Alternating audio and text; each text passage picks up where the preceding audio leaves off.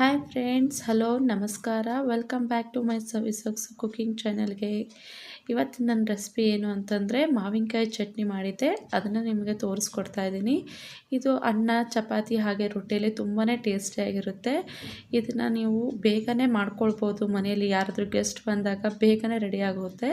ಬನ್ನಿ, ಇದನ್ನು ನಾನು ಯಾವ ರೀತಿ ಮಾಡಿದ್ದೀನಿ ಅಂತ ನಿಮಗೆ ತೋರಿಸ್ಕೊಡ್ತೀನಿ. ಇಲ್ಲಿ ನಾನು 4 ಈರುಳ್ಳಿನ ಮೀಡಿಯಮ್ ಸೈಜ್ ಆಗಿ ಇರೋಂಥ 4 ಈರುಳ್ಳಿ ತೊಗೊಂಡಿದ್ದೀನಿ. ಹಾಗೆ ಸ್ವಲ್ಪ ಮಾವಿನಕಾಯಿ ಇತ್ತು ಮನೆಯಲ್ಲಿ, ಅದನ್ನು ಕೂಡ ತೊಗೊಂಡಿದ್ದೀನಿ. ಇಲ್ಲಿ ಈರುಳ್ಳಿನ ನಾನು ಚಿಕ್ಕದಾಗೇನು ಹೆಚ್ಚಿಲ್ಲ, ಮೀಡಿಯಮ್ ಸೈಜಲ್ಲಿ. ಇದನ್ನು ಚಿಕ್ಕದಾಗಿ ಹೆಚ್ಕೊಳೋ ಅವಶ್ಯಕತೆ ಇಲ್ಲ. ಸ್ವಲ್ಪ ಮಿಕ್ಸಿಗೆ ಹಾಕ್ಕೊಳೋದ್ರಿಂದ ನಾವು ಇಲ್ಲಿ ದೊಡ್ಡದಾಗೆ ಹೆಚ್ಕೊಂಡಿದ್ದೀನಿ. ಇಲ್ಲಿ ಆಲ್ರೆಡಿ ನಾನು ಸ್ವಲ್ಪ ಮಾವಿನಕಾಯಿ ಮನೇಲಿ ಯೂಸ್ ಮಾಡಿದ್ದಿತ್ತು, ಅದನ್ನೇ ತೊಗೊಂಡಿದ್ದೀನಿ. ಇದರಲ್ಲಿ ನಾನು ಕಾಲು ಭಾಗದ ಮಾತ್ರ ಹಾಕ್ಕೊಳ್ತಾ ಇದ್ದೀನಿ. ನೋಡ್ತಾ ಇದ್ದೀರಲ್ಲ, ಇದರಲ್ಲಿ ಸ್ವಲ್ಪ ಮಾತ್ರ ಹಾಕ್ಕೊಳ್ತೀನಿ.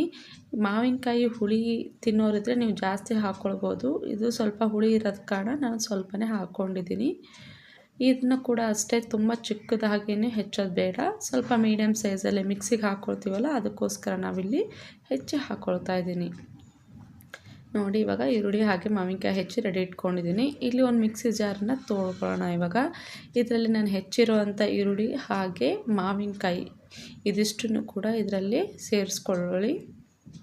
ನಂತರ ಇದಕ್ಕೆ ನಾನು ಇಲ್ಲಿ ಒಂದು 2 ಕಡ್ಡಿ ಕರಿಬೇವನ್ನು ಹಾಕ್ಕೊಂಡಿದ್ದೀನಿ. ಹಾಗೆ ಸ್ವಲ್ಪ ಕೊತ್ತಂಬರಿ ಸೊಪ್ಪು, ಇದನ್ನು ಚೆನ್ನಾಗಿ ತೊಳೆದು ಹಾಕ್ಕೊಂಡಿದ್ದೀನಿ ಇಲ್ಲಿ. ನಂತರ ಇಲ್ಲಿ 1 ಸ್ಪೂನಷ್ಟು ನಾನು ಜೀರಿಗೆನ ಹಾಕ್ಕೊಳ್ತಾ ಇದ್ದೀನಿ. ಹಾಗೆ 1.5 ಸ್ಪೂನಷ್ಟು ಇಲ್ಲಿ ಅಚ್ಚ ಖಾರದ ಪುಡಿ ಹಾಕ್ಕೊಂಡಿದ್ದೀನಿ. ನೀವು ಖಾರ ತಿನ್ನೋರಿದ್ರೆ ಜಾಸ್ತಿ ಹಾಕ್ಕೊಳ್ಳಿ, ಇಲ್ಲಾಂದರೆ ಇನ್ನೂ ಕಡಿಮೆನೂ ಹಾಕ್ಕೊಳ್ಳಿ. ಹಾಗೆ ಸ್ವಲ್ಪ ಬೆಲ್ಲನೂ ಹಾಕ್ಕೊಂಡಿದ್ದೀನಿ. ಇಲ್ಲಿ ಹುಳಿ ಬರೋದ್ರಿಂದ ಸ್ವಲ್ಪ ಬೆಲ್ಲ ಹಾಕ್ಕೊಂಡ್ರೆ ಟೇಸ್ಟು ಚೆನ್ನಾಗಿರುತ್ತೆ. ಹಾಗೆ ರುಚಿಗೆ ತಕ್ಕಷ್ಟು ಸ್ವಲ್ಪ ಉಪ್ಪನ್ನು ಸೇರಿಸ್ಕೊಳ್ಳಿ. ನಂತರ ಇದನ್ನು ಮಿಕ್ಸಿಗೆ ಹಾಕ್ಕೊಳ್ಳೋಣ. ನುಣ್ಣಾಗಿ ರುಬ್ಕೋಬೇಕು. ನೋಡಿ, ಇವಾಗ ಆಲ್ರೆಡಿ ಇಷ್ಟು ಚೆನ್ನಾಗಿ ಫೈನಾಗಿ ಪೇಸ್ಟ್ ಆಗೋ ಥರ ರುಬ್ಕೊಳ್ಳಿ. ನೋಡಿ, ಚಟ್ನಿ ಎಷ್ಟು ಬೇಗನೆ ರೆಡಿ ಆಗೋಯ್ತು. ಯಾರಾದರೂ ಗೆಸ್ಟ್ ಬಂದಾಗ ಏನಾದರೂ ಒಂದು ಪಲ್ಯ ಅಥವಾ ಇದ್ರ ಜೊತೆಗೆ ನಂಚ್ಕೊಳಕ್ಕೆ ಒಂದು ಚಟ್ನಿ ಮಾಡಬೇಕು ಅಂದಾಗ ಮಾವಿನಕಾಯಿ ಇದ್ದರೆ ಈ ಥರ ನೀವು ಬೇಗನೆ ದಿಢೀರಾಗಿ ಮಾಡ್ಕೊಳ್ಬೋದು. ತುಂಬಾ ಚೆನ್ನಾಗಿರುತ್ತೆ. ಟೇಸ್ಟ್ ಕೂಡ ಒಂದ್ಸಲ ಟ್ರೈ ಮಾಡಿ ನೋಡಿ.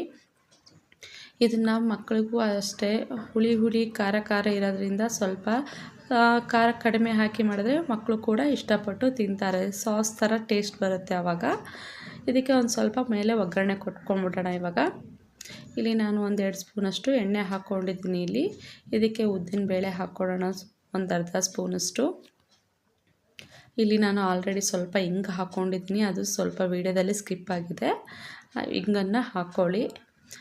ನಂತರ ಇದಕ್ಕೆ ಜೀರಿಗೆ, ಸಾಸಿವೆ ಹಾಗೆ ಕರಿಬೇವನ್ನು ಹಾಕ್ಕೊಂಡು ಸ್ವಲ್ಪ ಒಗ್ಗರಣೆನ ಕೈ ಮಾಡಿಸ್ಕೊಂಡು ನಂತರ ಸ್ಟವ್ ಆಫ್ ಮಾಡಿ ಆ ಒಗ್ಗರಣೆನ ಇಲ್ಲಿ ನಾನು ಚಟ್ನಿ ಮೇಲೆ ಹಾಕ್ಕೊಳ್ತಾ ಇದ್ದೀನಿ. ಇವಾಗ ನೋಡಿ, ಸಿಂಪಲ್ಲಾಗಿ ಮಾವಿನಕಾಯಿ ಚಟ್ನಿ ಮಾಡೋದು ಹೇಗಂತ ನಿಮಗೆ ತೋರಿಸ್ಕೊಟ್ಟಿದ್ದೀನಿ.